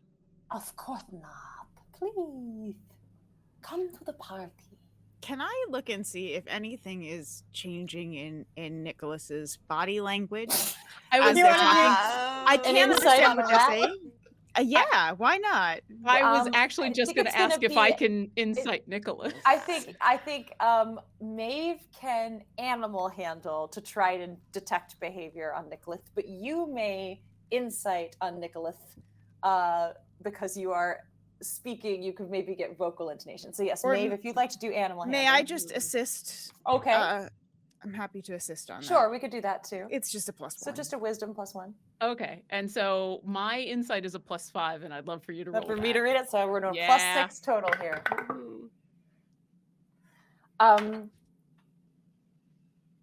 Nicholas seems very excited that you're here. He looks well fed, not like super hungry or anything. He's made no threatening moves towards you. But there are a lot. You hear a lot of voices coming down below. But, you know, that's rats for you. Is everyone at the party, other than us, going to be a rat? Apart from the theme, of course. Nicholas That's a goes, good you'll question, have babe. to translate. It's just squeaking to me. You know, that's something I'm getting used to. My friend wants to know if everybody else at the party is like you are a rat, or are there going to be a variety of creatures, animals, people, whatever you prefer to call yourselves? This is a very distinguished party. It is only rats. Sometimes the centipedes can party crash, but we only invite us rats and you. I am fascinated to know how a centipede party crashes, but if they're going to ruin the party, that sounds no, that's not a good Lots idea. and lots of dancing shoes. Okay. You Well, come we'll- now. We'll be there. As I said, we got to take the ropes on down and take care of everything. So here's the good news. You said we're early. Yes. It's going to take us a little while to get down there. So you have a little more. Spectacular. Yeah. We probably need a couple more hours. Get some sleep and everything. Okay. Would you come back in a couple of hours and you can lead us down? Yes. Or you meet us at the party. Okay. Where do we go? 3rd level down, please. 3rd level down. Okay. How many levels are there? There's 4 levels. Okay, that's probably good to know. Okay. It says, be careful. The lift is broken. Yes. And It squished some of my cousins. oh no, I'm so sorry. I have a lot of cousins. So it's okay. I have a lot of cousins too, but I'd still feel bad if they got squished. I feel a little bad, yes. Yeah, okay. Should we bring anything? Oh, little bit of food. So hey, potluck. Neb, maybe occasionally tell us what you're saying. I'm Yeah, sorry. because we don't hear him. We don't hear him. Lauren, sorry. Lauren is also getting very into the talking to the rats. Neb will turn back and give you like the cliff notes of everything, Okay. of everything that just Like- happened. Spectacular. What He was thinks your it's- name? My name is Neb. Neb. It's nice I to like meet this you, name. Nicholas. Nicholas is my name. And I'll look back at everybody. Do you want me to introduce you to Nicholas, or would you like to introduce yourself? No, I You, mean, you it's- can do it. You can do I'll it. pass. We can pass on the introductions. You can do it. Yeah. Your friends are not very friendly. Well, I think they can't understand. Wait, what did he say? Nicholas would really like to know your names. He thinks. he Okay, would like I to- am Silas. It's Silas Jordan. Are you sure that you pronounced that right? Did Nicholas pronounce that right? He can't say Silas the way Silas says Silas. No. Okay. He comes very close. And Okay. that's Fairuza and Maeve and Miss Robin. Pleasure. We'll see you at the Bye. party. Okay. Bye. Spectacular. Thank you. And he turns and starts to crawl down, just looking a little bit back over his shoulder at you as he disappears down into the shaft. This is going to be the best party ever. I'm a New Yorker, so seriously. So am I. That's I've right. never- That's right. Okay, it's the hairless tail thing that throws me off when I look at rats. The giant subway rats? Is that we really are? I don't wasn't- know. I mean, look at him. He was adorable. He was so big and It's a round. country rat. Come on. Yeah. Okay. That's a cave rat, I thought. Yeah, but, it's a cave rat. Living I mean, out here not in the woods. Yeah. He So what seemed does he very- want? He says that there's people who come every couple of years and they have a party, and he victims knows that about come the every shard, couple and he's years. going to Yeah. show us where the shard is. Ah, that sounds like a red flag. Yeah. Really, Robin? Why? Yes. Because it sounds like a trap. Obviously, of course, they know we're looking. It's a rat trap. I should be Silence. offended by that, Silas, but that's actually pretty funny. Miss Robin, okay, I understand the caution, and maybe I am so enamored with being able to talk to a very adorable rat. Why? Why would they go through all of this trouble? All right, let me tell you a quick story. I once worked as a zookeeper. And Did you one work of- at the Bronx Zoo? Maybe I saw you there once. They have Yes. rats in the zoo? No, this isn't No. about rats. It's about chimpanzees. All right.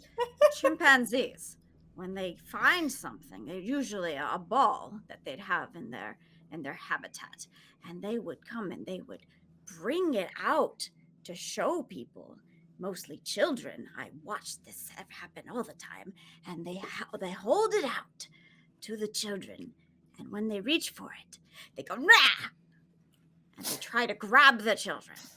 So, obviously, these rats, they're trying to lure us in with something that they know that we want.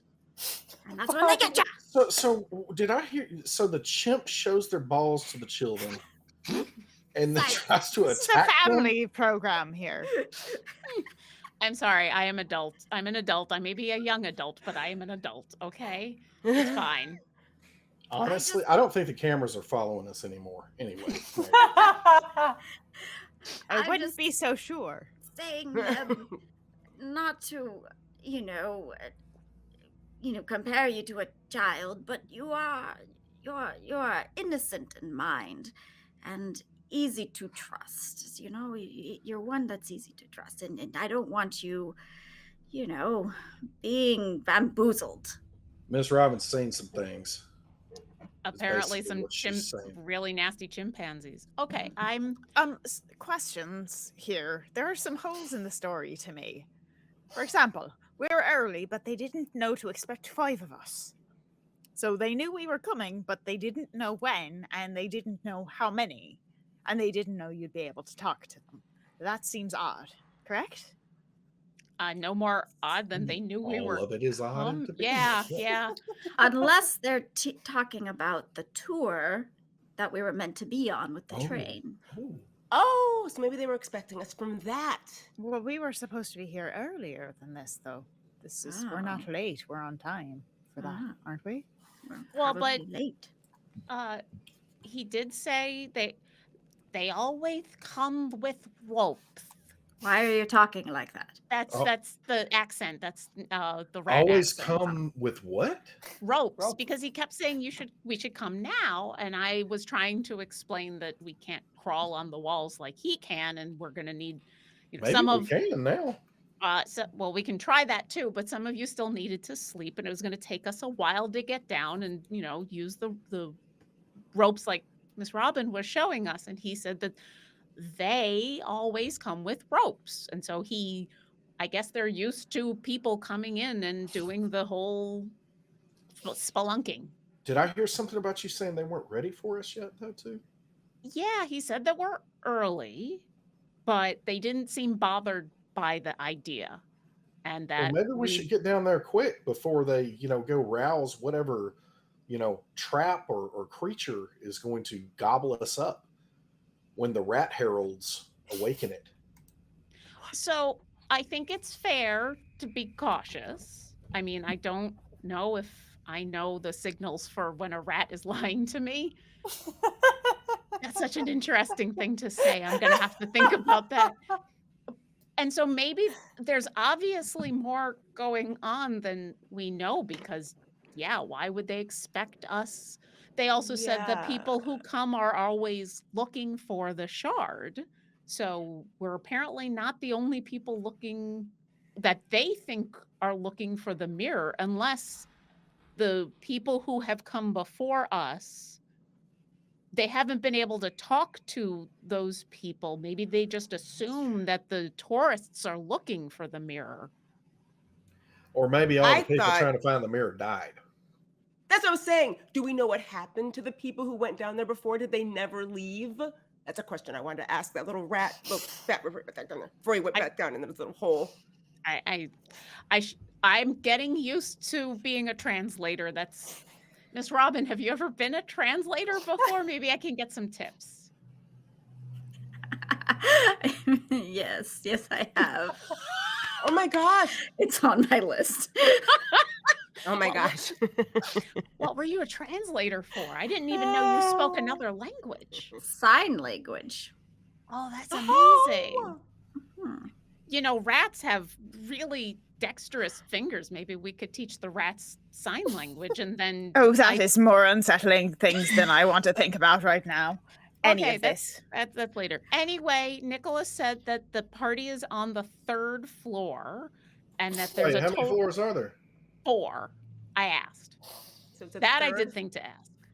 Third So- floor rat Yeah. party theme rats. Theme of rats, yes. And that every once in a How close were we sleeping to that cyanide? Did we put it far enough outside?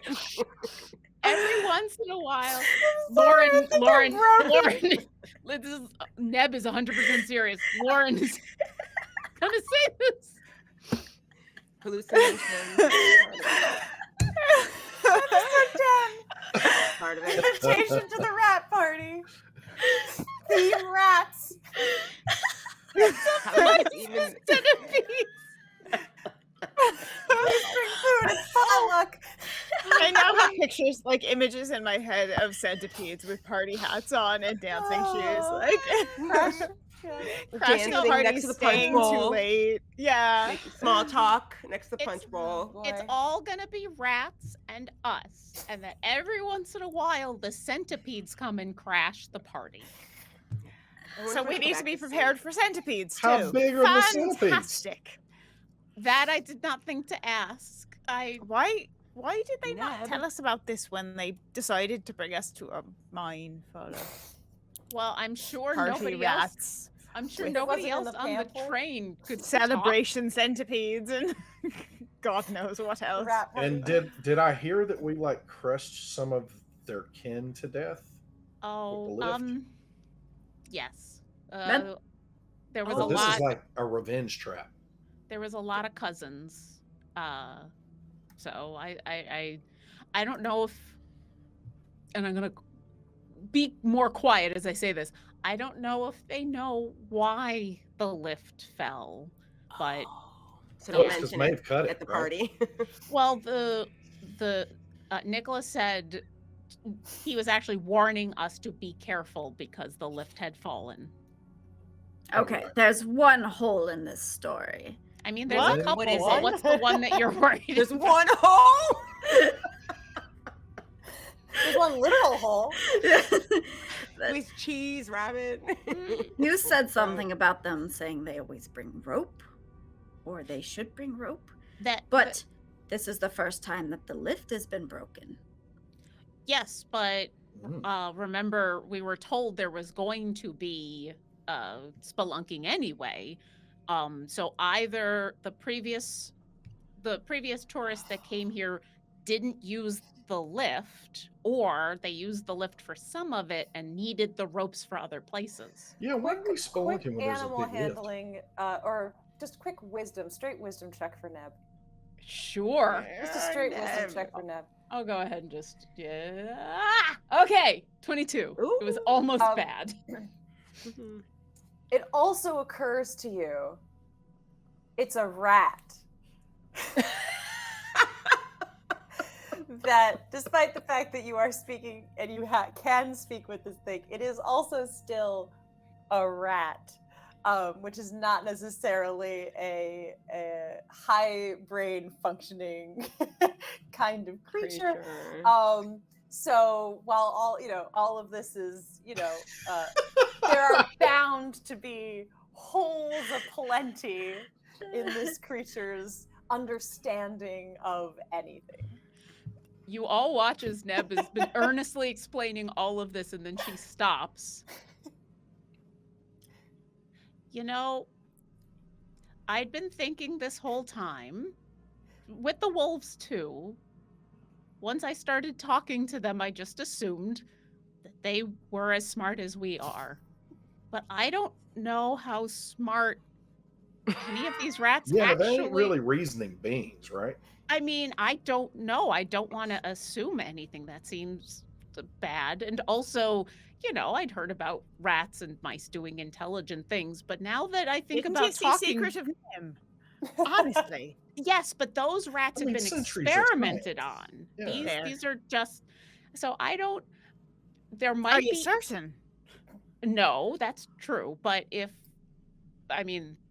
we have magic, so maybe the rats have magic. But if not, I was just talking to a rat. So Are you maybe sure it was a rat and not something disguised? Okay. We are just I don't know Let me if tell you I about this would. dream I get had. off the deep end. I'll Jump back the off. shark. Rat parties that are not really rats. I don't know how I would tell if that rat was not a rat. I mean, But- Nev, it is incredible that you can speak to animals. Apparently, you can speak to multiple kinds of animals. We've confirmed that now. But I wonder if I do can think, speak to the centipedes and find out why they keep crashing the party. I mean, possibly, but also, I think it is a good point that just because you can speak to them and understand them, that maybe that doesn't mean that they're evil masterminds. Exactly. Once again, why would a rat lie? That's true. But maybe they're not evil masterminds. But Robin's point is important, that just because I can talk to them doesn't necessarily mean I should trust them immediately. That being said, I really want to go to a party put on by a bunch of rats. I mean, don't get we too got to many go down people there to anyway. Yeah. I Well- don't even know how to answer that question, to be honest with you. I mean, The answer is yes. You want to go to a party put on by a bunch of rats, right? The theme is we have rats. to find the shard anyway, and so They said they were going to show us where the shard was too. So, Oh, yeah. So I right. got the directions to the party, but Nicholas said that he could also come directions back to the and party. Should we bring anything? Are we dressed appropriately? he said bring some food. So I the guess theme is rats. the The theme is food's rats. probably us. Bring some food, and What's the dress Bring some of your code? berries. I have a couple more berries and some other stuff that we Oh, can no. bring. I don't know if they were expecting anything in specific. They just seemed happy that we're here. I mean, I'm You dressed for a I mean, party. Might I?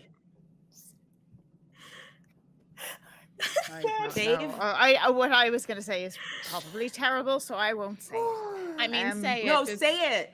We need to hear these things. We don't know how dangerous they are. But if they are, we do have a big old bucket of cyanide. Maeve is And- like, smoke them out. I mean, I have no desire to go. I've heard the urban legends and folk tales of mouse kings and all sorts of things in the sewers. I want nothing to do with swarms of rats. Okay, I think it's fair. We Particularly go in, rats who have been anticipating my arrival in and a weird- planning for it and aren't ready yet for me.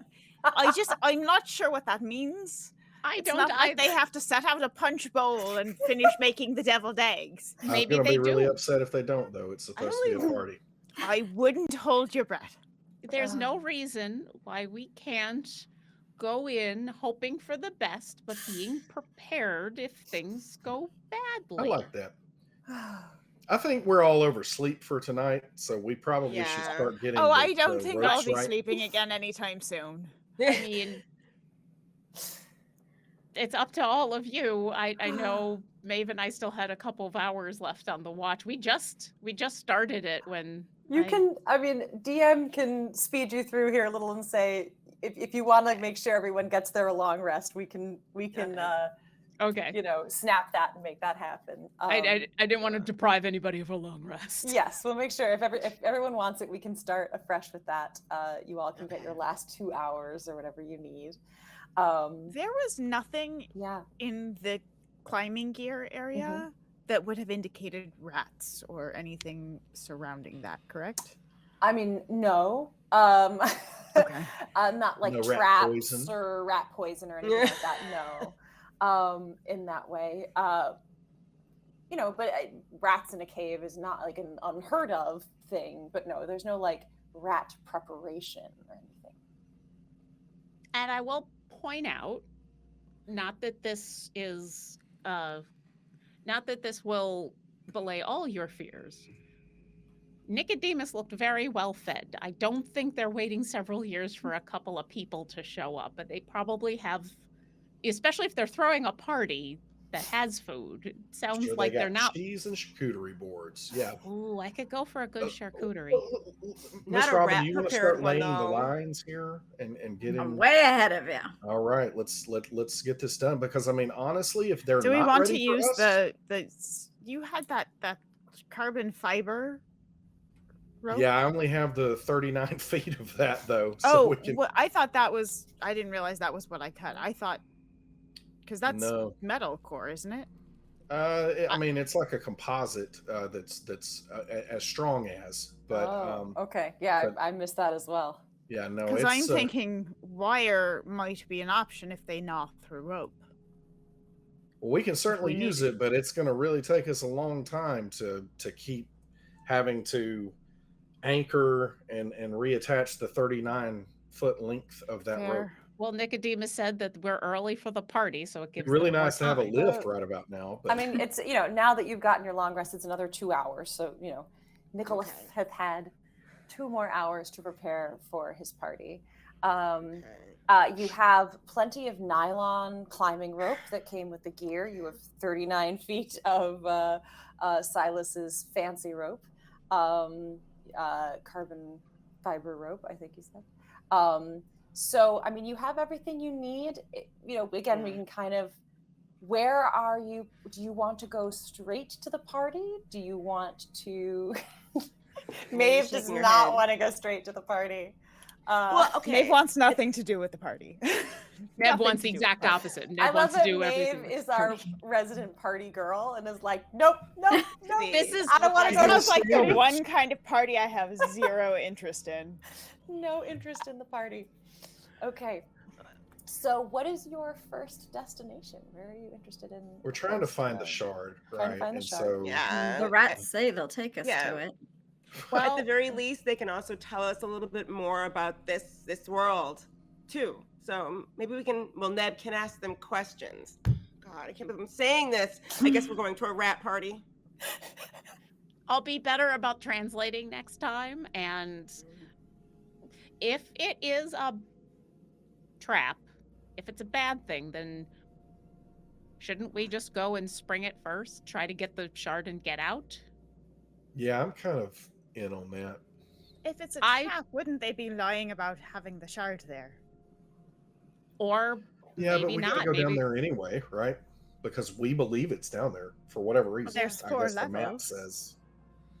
Well, we could go to the 4th level and then come back up to the 3rd for the party. It's true. I mean, in most video games, the boss is down at the last level. So So these are like groups of, like the entry level groups of monsters. Is that what you're yeah, they're saying, the Silas? ads. So you've got like the ads, and nobody really Yeah. cares about them. listen, but- I care, and for what it's worth, I believe Nicholas, and that the rats are believe him? just yeah. Oh no, I was counting the rats as like NPCs, not ads. Like they're like quest givers. So they've got like, a million little exclamation points over their head. I mean, I Well, don't actually see that or anything. metaphorically, I'm just, okay. yeah, that's Robin has her harness on. She's tightening it up. Yes. Well, All right. Robin's Let's- ready. let's do this. We're gonna Third send floor Robin party. down first. Straight to the 3rd floor party. That's the plan? Ah, geez. I Is Yes. that the Let's get consensus? this shard. Let's All do it. right. Robin's shard. got the ropes ready. You brought enough for all of you, I believe, to go down.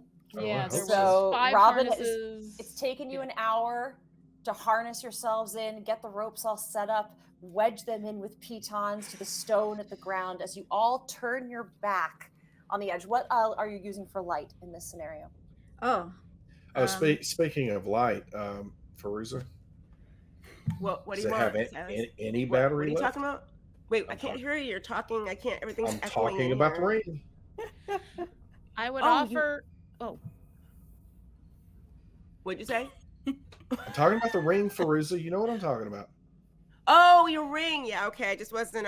You don't really need this right now, do you? I can hang on to it for you. That way it'll stay. Listen, I guess keep it, but it's like becoming a little weird. But like, I mean, you can keep it if you want to.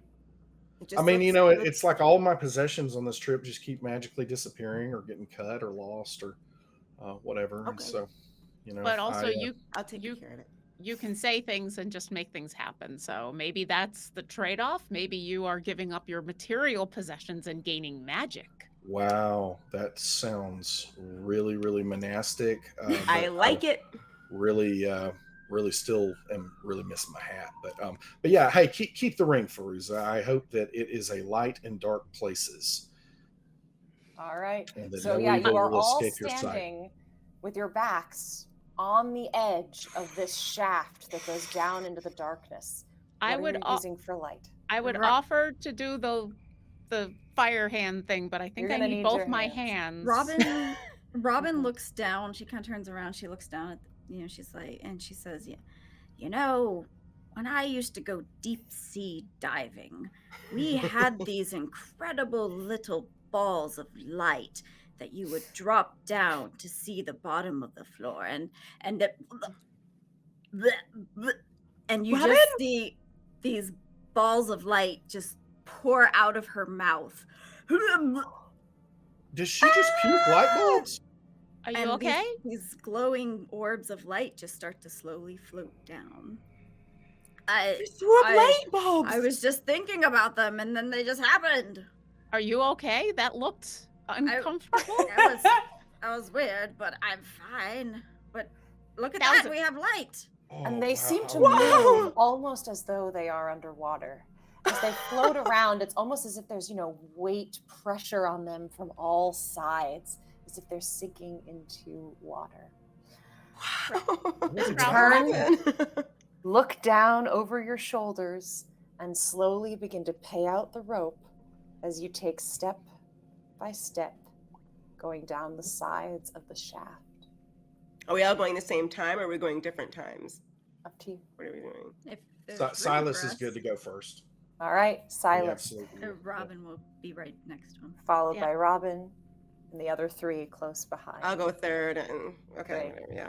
Silas, as you sort of lead the way, one of these glowing orbs from Robin's mouth sort of sinks down next to you, illuminating this whole area. You can see this is roughly cut rock, sort of in this perfect sort of square shape for the lift that would have come down through it. As you step down along the sides, they're slick, wet, just from whatever sort of humidity of life that's in here sort of being stuck. And it gets warmer as you begin to continue to go down. You can feel yourself begin to sweat in all your layers, particularly your reflective pants. Maybe it's time to switch back to the shorts, huh? After going down about 10 feet, you look behind you and you can just see by the light of the orb near you that this level continues across the other side of this shaft and goes off into the rock that way. That would be considered the first level. Can I ask a quick question? You may. How do these orbs work, Miss Robin? Are they stationary, or They seem to move with us or just ahead of us. to are they kind of illuminate our- physical? Can Silas telekinetically move one temporarily to Sure. shine more light into the whatever this level is? You could try. Yeah, Okay, why not? so Sure. Do it. Silas is going to get a really good handhold. And Yes. he's going to turn around. And he's going to be like, "I'm just going to borrow this for just a second." And he kind of pushes his hand out, and the orb's going to float about 60 feet away. Oh. As it floats about 60 feet, you can see that this cave system begins to close down, getting tighter and tighter as it goes back. You can see just barely by the light of this a little bit of sort of dark patches where perhaps things branch off into smaller caves. All right, so that definitely looks like a cave. And then he starts to bring it back.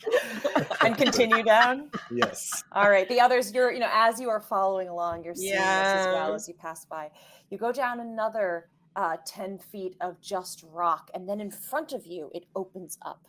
Now a cave going forward underneath from where you are. There's no place for your feet to sort of push yourself off. So using again the resistance of the frog clips, the clipped way that you're in, you're able to just sort of, push yourself down along, paying out your other the length of the rope ahead of you until your feet hit. This would be considered the second level, and this too stretches out in front of you, although it seems to kind of go down.